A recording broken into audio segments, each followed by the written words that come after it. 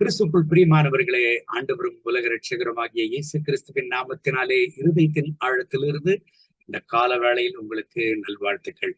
சங்கீதங்களின் புஸ்தகம் 5வது சங்கீதம் 8வது வசனத்தை வாசித்து இந்த நாளுக்காக நாம் ஜெபிப்போம். கர்த்தாவே, என் சத்துருக்களின் நிமித்தம் என்னை உம்முடைய நீதியிலே நடத்தி எனக்கு முன்பாக உம்முடைய வழியை செவைப்படுத்தும்.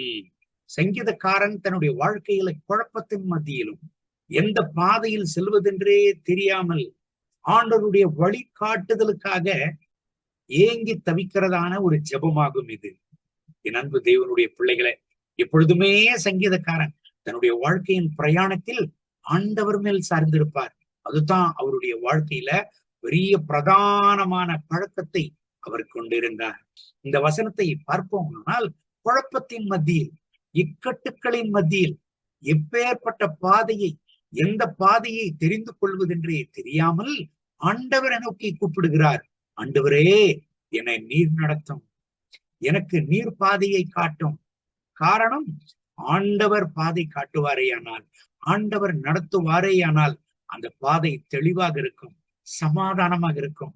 கர்த்தருடைய நீதியில் அவர் நடத்துகிறவராக இருக்கிறார். ஆகவே தான் சங்கீதம் 23 நாம் வாசிப்போமானால், சங்கீதம் 23வது வசனத்தை வாசிப்போமானால், அவர் என் ஆத்துமாவை தேற்றி தம்முடைய நாமத்தை நிமித்தம் என்னை நீதியின் பாதையில் நடத்துகிறார் என்று சொல்லுகிறார் சங்கீதக்காரன்.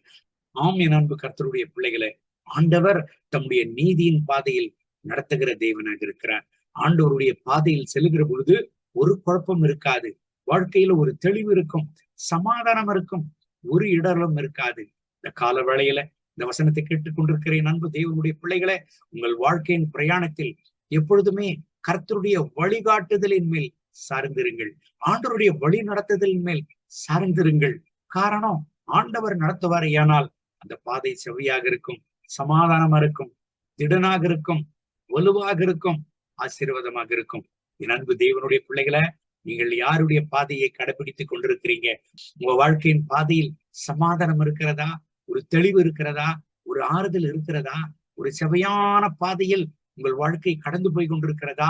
இந்த கால வேளையில் ஒரு விசை நம்மை நாமே சோதித்து பார்த்து ஆண்டவருடைய திருப்பாதத்தில் சொல்லுவோமா, ஆண்டவரே, நீர் என்னை நடத்தும், நீர் எனக்கு வழிகாட்டும், ஆண்டவரே, நீர் என்னை நடத்துவீரானால் என் வாழ்க்கை செவ்வையாக இருக்கும்.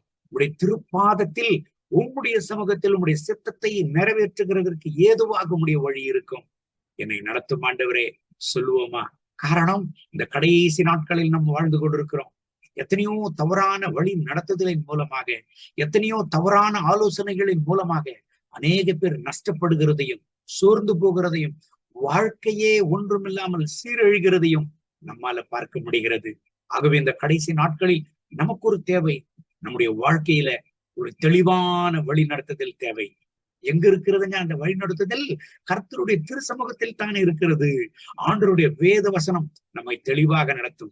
கர்த்தருடைய வார்த்தை நம்மை பேரன்பத்திற்குள்ள நடத்தும். கர்த்தருடைய வார்த்தை அவருடைய நீதியின் பாதையில் நடத்தும். இந்த காலவழியில் கண்களை மூடி ஆண்டவருடைய திருப்பாதத்தில் நம்மை நாமே ஒப்பு கொடுத்து அவருடைய வழி நடத்துதலுக்காக அவரை நோக்கி பார்ப்போமா? அன்பின் ஆண்டவரே, இந்த காலவழியில் உம்முடைய வழி நடத்துதலுக்காக உண்மை நோக்கி நாங்கள் பார்க்கிறோம்.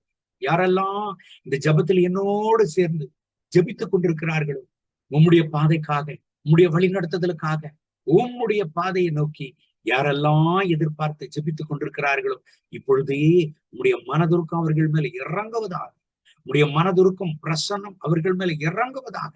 தகப்பனே, அவர்கள் வாழ்க்கையில் காணப்படுகிற எல்லா சோர்வுகளை அப்புறப்படுத்தும். சத்துருவானவன் தவறாக அவர்களை வழிநடத்தாதபடிக்கு கர்த்தருடைய திருப்பிரசன்னம் அவர்கள் மேல் இறங்கி வந்து உம்முடைய சித்தத்தை நிமித்தம் அவர்கள் வாழ்க்கையை நீ நடத்துவீராக. உம்முடைய பாதையில் நீதி உண்டு, உம்முடைய பாதையில் சமாதானம் உண்டு, உம்முடைய பாதையில் ஜீவன் உண்டு.